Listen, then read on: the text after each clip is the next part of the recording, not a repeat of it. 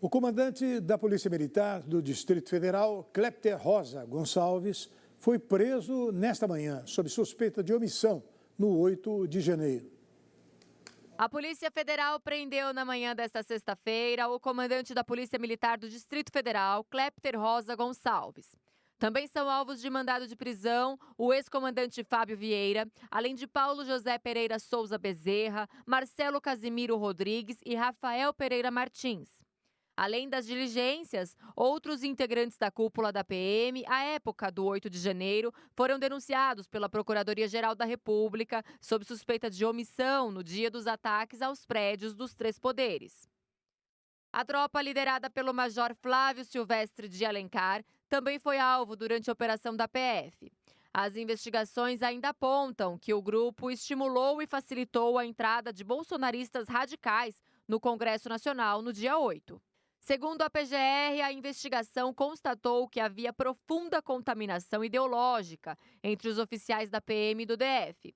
A PGR afirma ainda que integrantes do comando da PM se mostraram adeptos de teorias conspiratórias sobre fraudes eleitorais e de teorias golpistas. Outro motivo para as prisões, diz a Procuradoria, foi o fato que a cúpula da PM ter recebido informações de inteligência sobre a possibilidade de ataques aos prédios públicos antes do dia 8 de janeiro. As informações, diz, indicavam as intenções golpistas do movimento e o risco iminente da efetiva invasão às sedes dos três poderes. Clepter Rosa Gonçalves foi o responsável por autorizar dias de folga do coronel Jorge Eduardo Naime Barreto, então chefe do Departamento Operacional da Corporação, no dia 8 de janeiro. Naime era o chefe do setor responsável por elaborar o plano de segurança na capital federal para evitar os ataques golpistas. Embora as investigações sejam conduzidas pela PF, por ordem de Alexandre de Moraes, foi a PGR, comandada por Augusto Aras, que solicitou as prisões cumpridas nesta sexta-feira e denunciou os policiais militares. O Supremo Tribunal Federal formou maioria para tornar réus mais 70 investigados por participação nos atos antidemocráticos nas sedes dos três poderes. O Supremo Tribunal Federal formou maioria e votou para tornar réus mais 70 denunciados pelos atos extremistas do dia 8 de janeiro em Brasília. O plenário acompanha a posição do relator, ministro Alexandre de Moraes, pela abertura das ações penais. Seguem nessa linha as ministras Carmen Lúcia e Rosa Weber, além dos ministros Edson Fachin, Luiz Fux, Luiz Roberto Barroso e Gilmar Mendes. Já os ministros André Mendonça e Cássio Nunes Marques, indicados à corte pelo ex-presidente Jair Bolsonaro, fizeram ressalvas. Para eles, os casos deveriam ser analisados individualmente. Com a decisão, foram abertas ações penais contra os acusados de invadir e depredar os prédios dos três poderes. Agora, serão iniciadas a coleta de provas e de depoimentos de testemunhas da defesa e da acusação. Depois, sem prazo definido, a Suprema Corte julgará os acusados. Até o momento, a Procuradoria-Geral da República já denunciou 1.390 pessoas por envolvimento nos atos golpistas. Do total, a Suprema Corte acatou 1.316 denúncias. Entre os alvos está o indígena José Acácio Sererê Chavante, acusado de ter incitado os atos antidemocráticos. No entanto, ainda não há maioria para torná-lo réu. O presidente do PL, partido do ex-presidente Costa Neto, Valdemar Costa Neto, defendeu hoje que as prisões pelo 8 de janeiro são desproporcionais.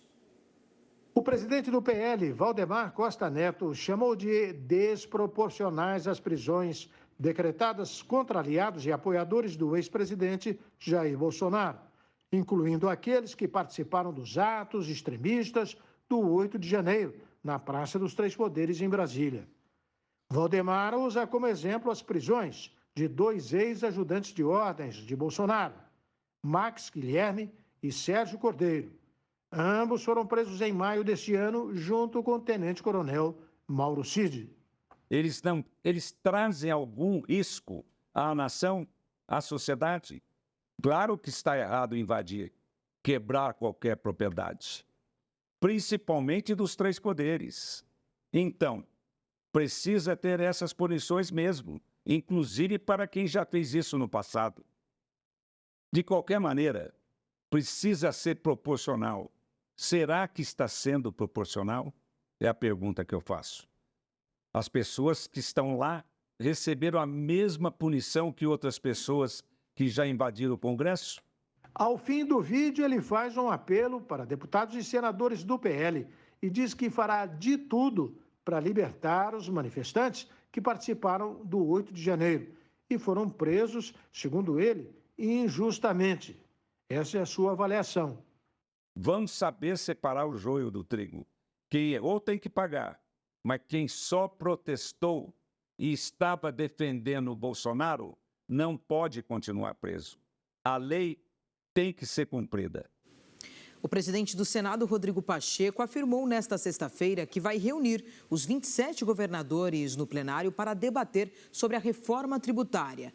A reunião está prevista para o próximo dia 24. O presidente da Casa, Rodrigo Pacheco, do PSD de Minas Gerais, prevê votar o texto da reforma tributária no plenário até outubro.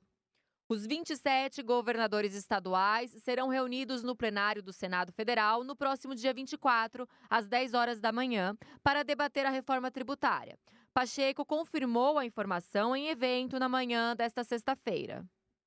Que no dia 24, próximo, quinta-feira, às 10 da manhã, faremos uma sessão especial de debates a respeito da reforma tributária, com o objetivo de ouvir todos os governadores e governadoras dos estados brasileiros. Então, uma sessão específica para que os governadores e governadoras, repito, de todos os estados brasileiros e do Distrito Federal, possam aqui estar neste plenário a fazer os seus pronunciamentos a respeito da reforma tributária. A possibilidade já estava prevista no plano de trabalho apresentado pelo relator da matéria na Casa, o senador Eduardo Braga. O documento ainda prevê ao todo 8 audiências públicas para a tramitação da PEC 45 no Senado. Entre os temas a serem tratados estão o Conselho Federativo, regimes favorecidos específicos e o impacto da matéria para estados e municípios.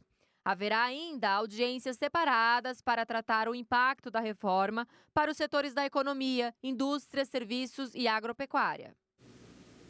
Em instantes, STF forma maioria para tornar ré deputada Carla Zambelli por perseguição armada em São Paulo. Ministro da Justiça Flávio Dino não descarta hipótese de sabotagem no caso do apagão que deixou 29 milhões de brasileiros sem energia elétrica. O Brasil News volta daqui a pouquinho com esses e outros destaques. Até já.